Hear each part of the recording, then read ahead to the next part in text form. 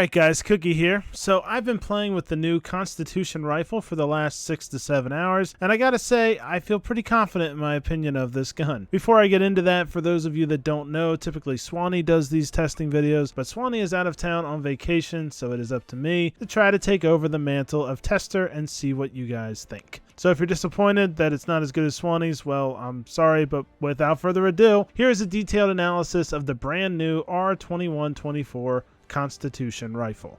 So I don't want to lead you guys on for too long. My opinion is simple. This gun is terrible. Like, really bad. There are very few positives about this gun and a very high amount of negatives. I could end the video here and just tell you guys not to use it, but instead I will explain why you shouldn't use it in great detail and see if I convince you to refrain from using the gun, or if you play it and think I'm just completely wrong. Let's start with the basics.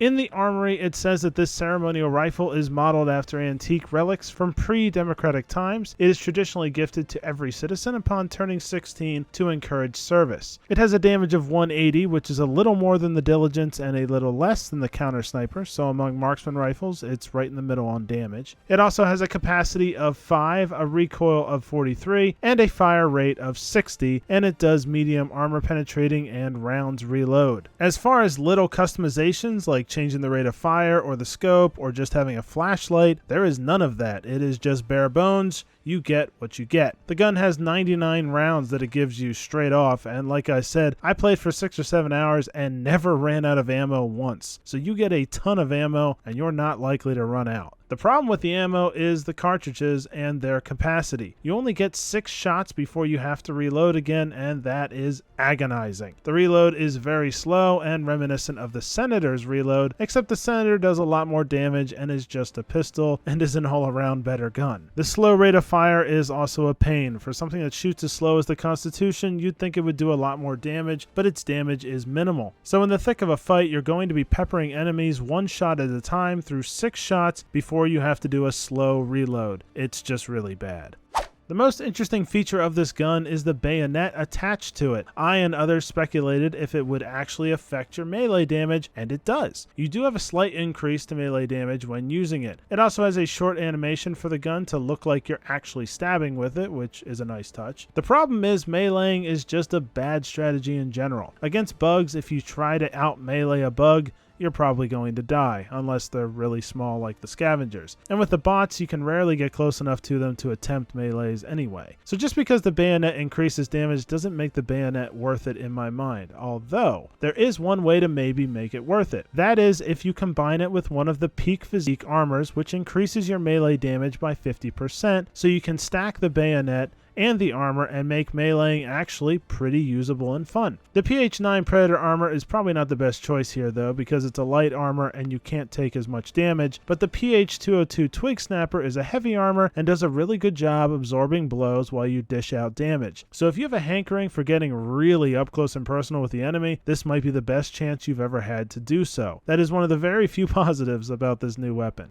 So how does it perform against the enemies themselves? Well, let's start with the Terminids. As far as big enemies are concerned, just forget about it. I didn't expect the Constitution to be able to take out a Bile Titan, but I did think that maybe after a whole bunch of shots you could shoot out its bile sacs, but that's just not the case. If you really want to try and see how many dozens of shots it would take to blow out the sacs, be my guest, but I gave up around 15 because I was tired of getting stepped on by the Bile Titan. It may be possible, but it's a terrible plan. The Charger is also not easy to take out with this gun. You can't hit anywhere other than the butt of the Charger, which is expected, but without help from something else, the Constitution will take around 10 to 15 shots to shoot off a Charger butt, which in the heat of battle is just not useful, and would probably take a bunch of stun grenades to even attempt. Impalers are also a waste of time with this gun. It's not built for that. Now, as far as medium enemies like Brood Commanders or Hive Guards, the Constitution is also pretty bad. Usually with a Brood Commander, you'll shoot their head off in one clip, but while you're reloading, its headless body will likely hack you away, or its buddies will. So it's not that great at taking them out. The Hive Guards will go down easier, assuming you avoid the big armor on their head and shoot around that. If you try to go through the armor plate on their head, it will probably take more than one clip, and you just don't have time for that. Of course, the Constitution is able to kill small Terminids in one shot, but the Warriors and Hunters will only die in one shot if you aim correctly. It's not a guaranteed one shot unless you hit their weak spot dead on, so you don't want to blind fire with this gun. It is a marksman rifle after all. Overall, I would never bring this gun gun to fight the Terminids, and to be fair, I don't think marksman rifles in general are great against the bugs because of the sheer numbers they will throw at you and how difficult it is to snipe. But I would heavily suggest using the Diligence and Counter Sniper 100 times against the Terminids before I'd ever use the Constitution.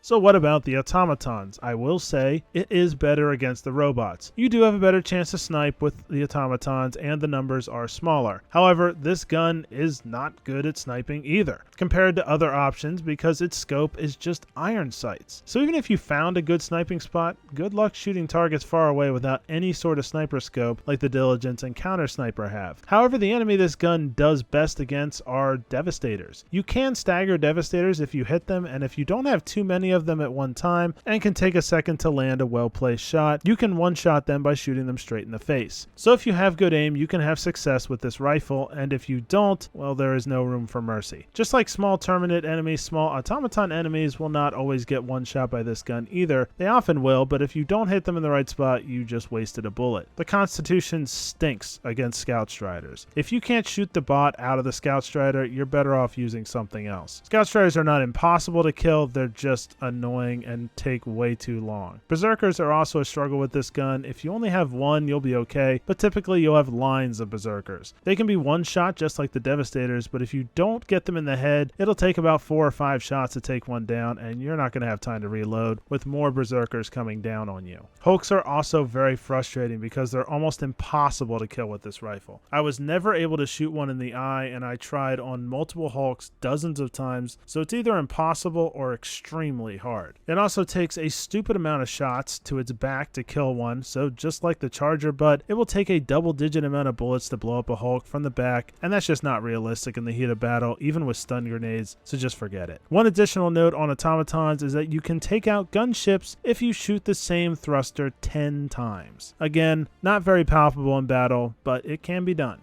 So, in conclusion, I hate this gun, and I think it's probably the worst primary weapon in the game right now. I've heard people say that in Helldivers 1, this gun was a meme because of how bad it was, and if that's the case, this Constitution lived up to the legacy because it stinks. To fix this gun, it would need more damage and way more rounds per magazine, and a faster reload, and this gun could be usable, but right now, I would definitely pass on this rifle and use literally anything else. I have heard some people say that this rifle is supposed to be bad because it's like 300 years old. If that was what the developers wanted to do, is make a really bad gun because it should be because it's 300 years old, they were successful. So if you just want to use this gun for the fun or the meme, it's there for it. You definitely can do that. But if you're really looking to get a lot of kills and have a lot of success, I would advise against this gun. But that's up to you guys. There's tons of good guns in the game right now. Just, I don't see a reason to waste your time on this one. So that's going to do it for me, guys. Let me know how I did in the comments down below if you agree or you disagree so much that you're looking forward to Swanee doing this again in the future. Either way, the comments are welcome to you. Subscribe if you haven't done so already and hit the bell for notifications so you won't miss a video, and smash the like button so this video can get out to others so they can have the knowledge not to use this weapon. So thanks guys for watching, and I will see you in the next video. Bye-bye.